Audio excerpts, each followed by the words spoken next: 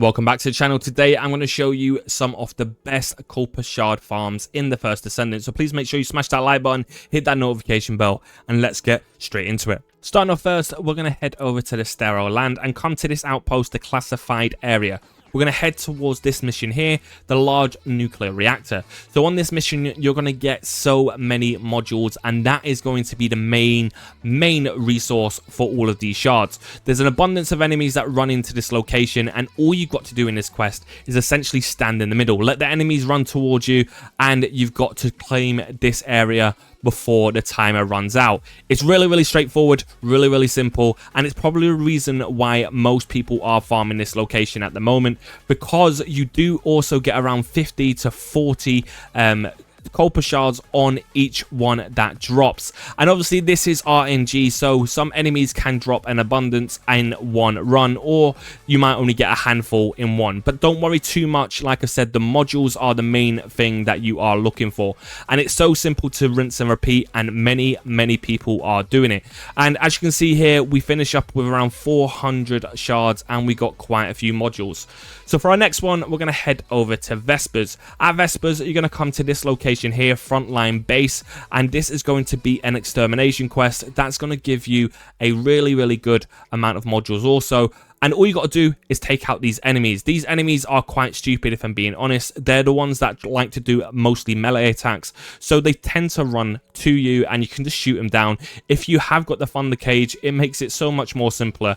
I'm using Bunny in this example, and Bunny just tears up. She absolutely tears up. And if you guys get it down to a T, you can be able to work out which route they all pop into and spawn, and make it work for you essentially, because on this as well you're going to get some modules, you're going to get some different types of gear, which obviously means more different types of materials for you to craft with. So it's an extremely beneficial one. So on the final part of this, you're just going to head over to this location and take out the last remaining enemies, and then a big boss will spawn in.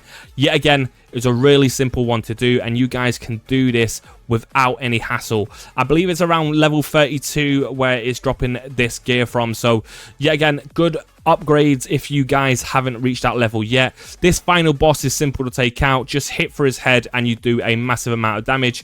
You get around 50 shards each one, and as you can see here, we finish up with around 700 shards. Really good, and a few of the modules. So now let's take a look at our inventory. After just doing these two farms here for a while, we've got an abundance of loot that we can just get rid of. So let's designate all this as junk and scrap that. So we get a hefty bit of materials for us, liquid metal and some super alloys. So that's really good. Now let's head over to these and let's get rid of all of these as well. So we get some good bit of material there, and finally let's get rid of some of these reactors. So we also get some good super coordinate cores and different types of material there. So that's another good one. So let's now get rid of all of our modules, and we'll be able to see just how much Kuiper we can get from this alone. So this is, bear in mind, I've only done this around 4 or 5 times on each one.